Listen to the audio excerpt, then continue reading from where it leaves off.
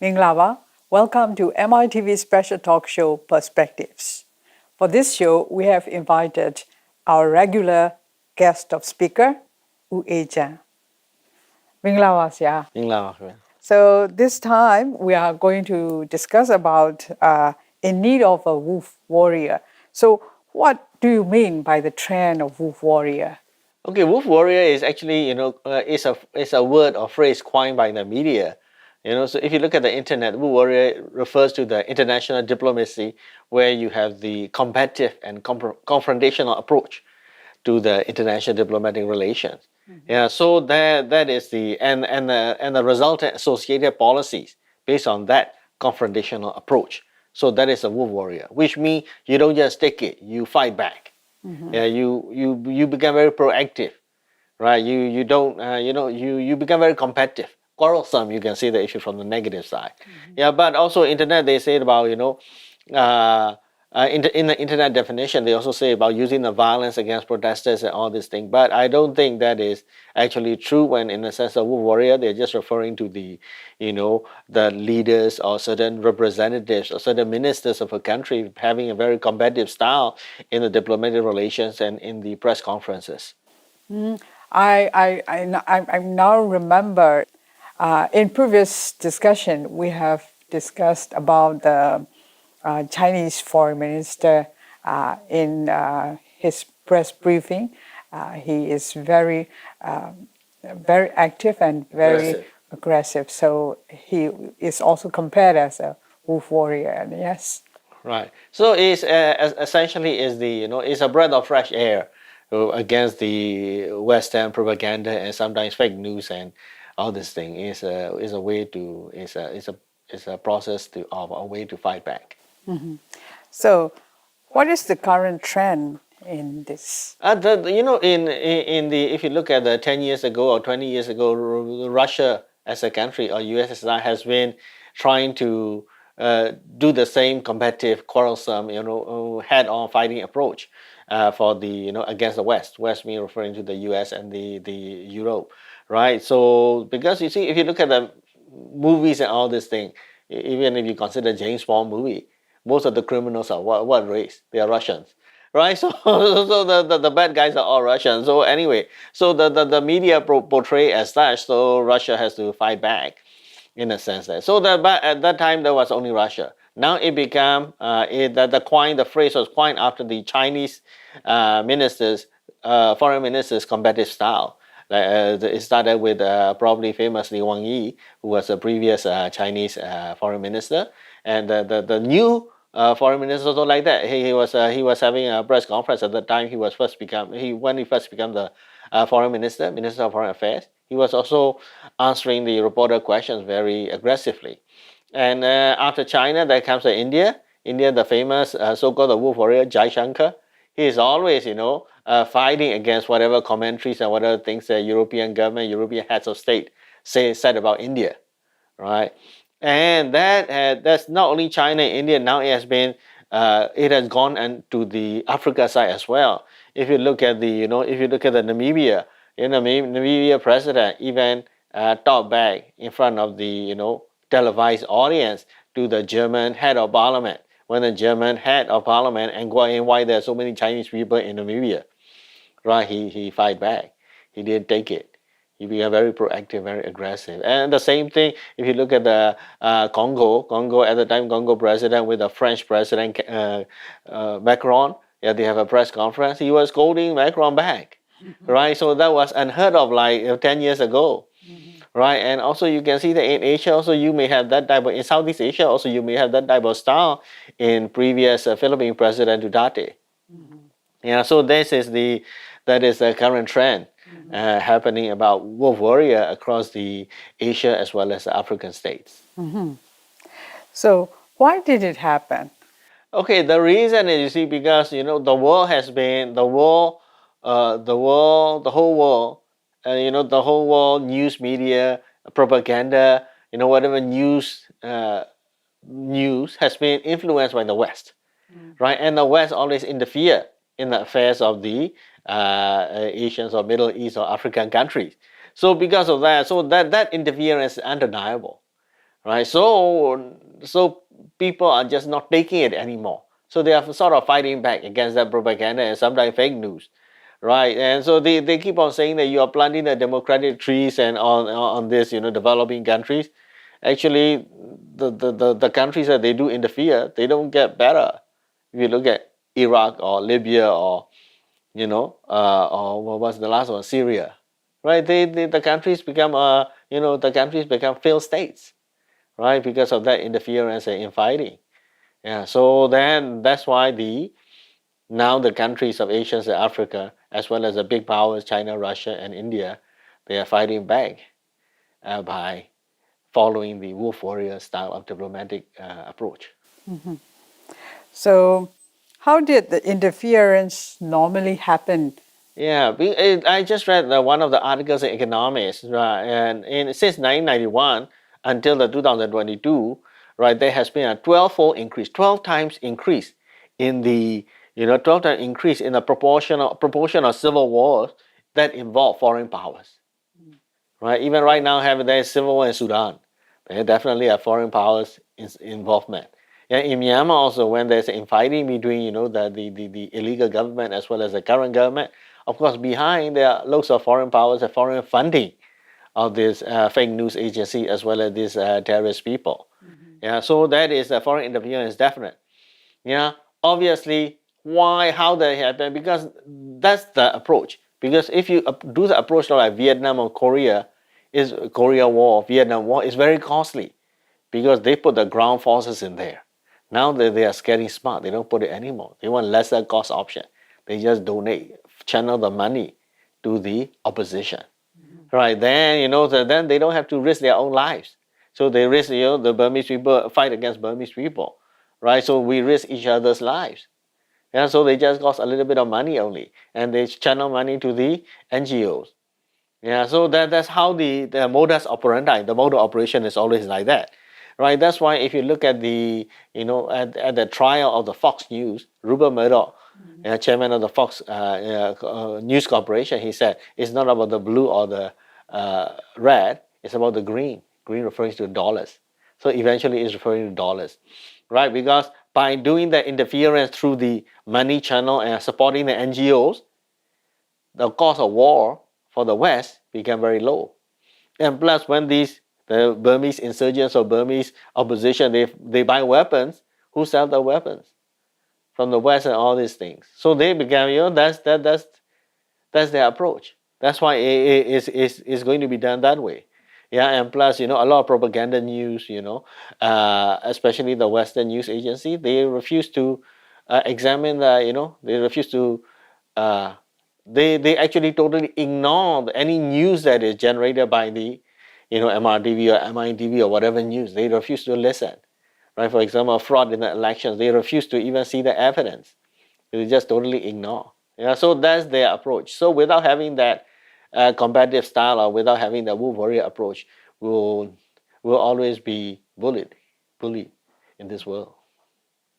So, not to get bullied, you will have to get more wolf warriors, yeah? Yeah, yeah, yeah, you're totally right. You're totally right. If not, because we cannot be having a reactive approach.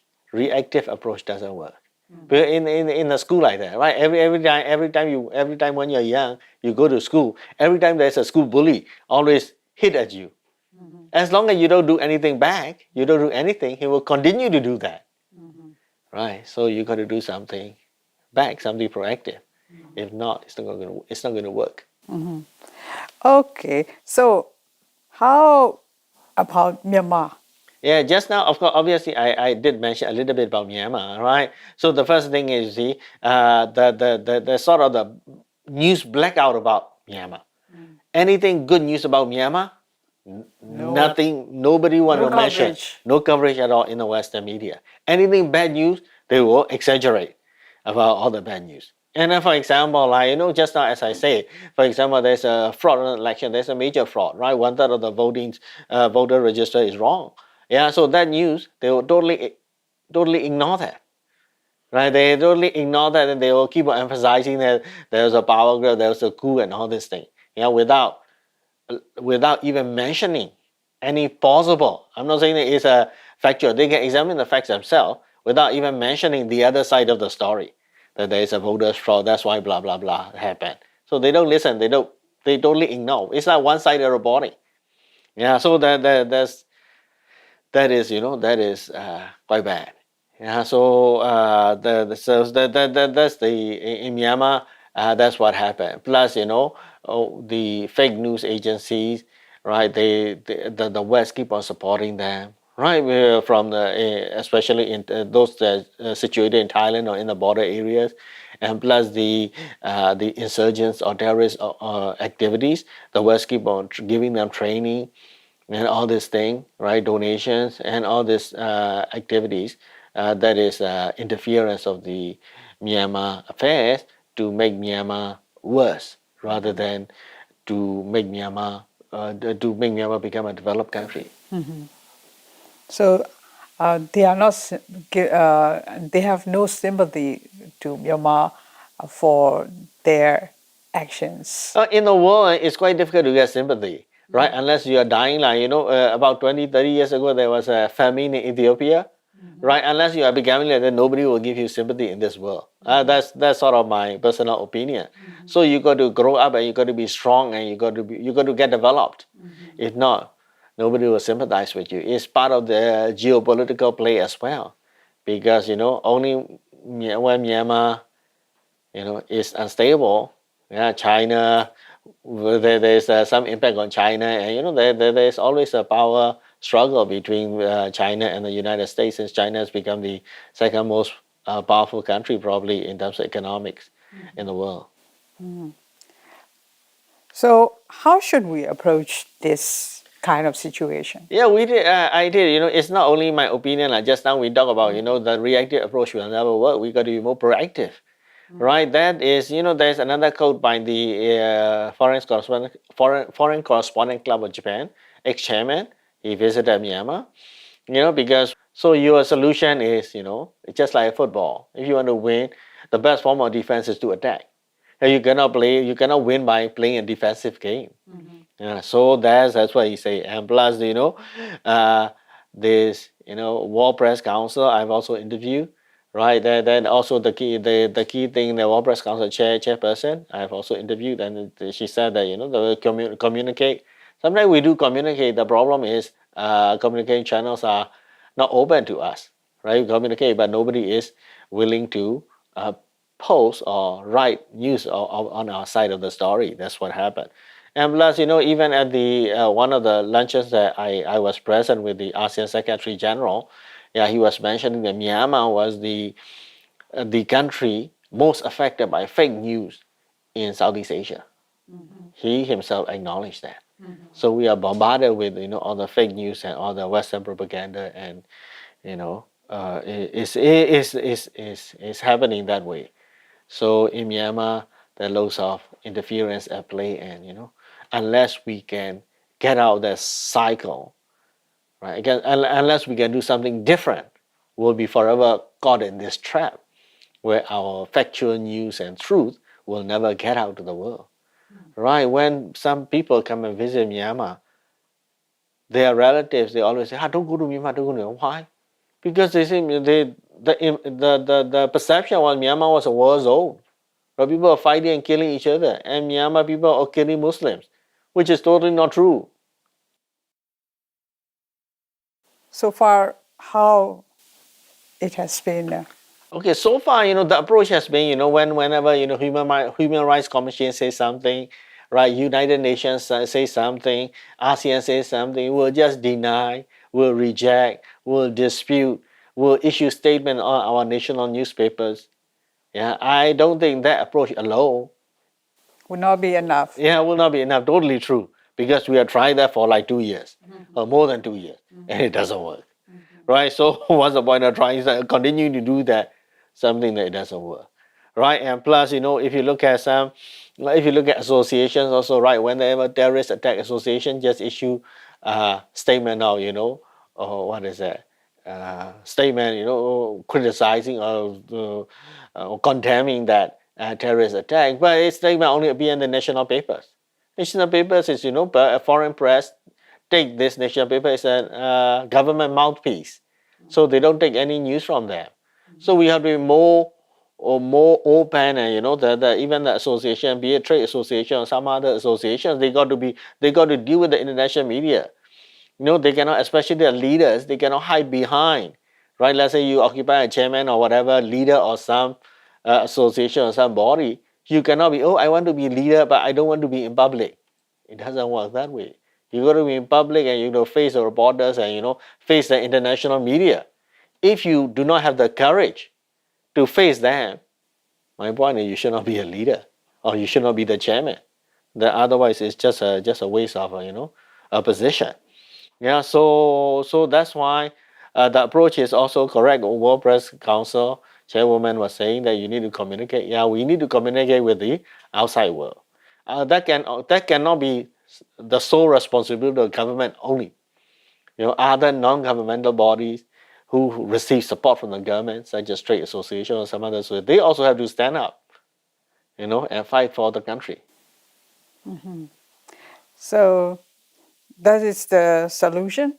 Yeah, the solution is like, Ronald Reagan said at that time, during the 1988 or 1986 or something, there was a Challenger spaceship disaster, exploded in midair, right? And all the astronauts died. And he said at the memorial that the famous word, the future belongs to the braves, right? The future is only for the people who are brave. If you are not if you are not brave, you don't have a future. That's why Myanmar people also, we have to be braver. Right?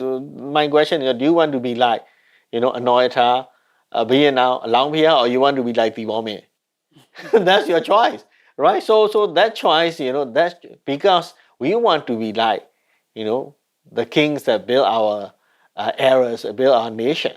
So that's why the solution is we have to build our own pack of wolf warriors who are brave enough to challenge, and stand up internationally and talk back to them, fight back to them, be willing to quarrel with them, right? Only then we'll get out of this. It may be a small step for the nation, but it will be a giant step for Myanmar to stand tall in this world. So thank you very much for your insightful discussion, and also it's a good solution for our country and people. Thank you very much for your time. Thank you.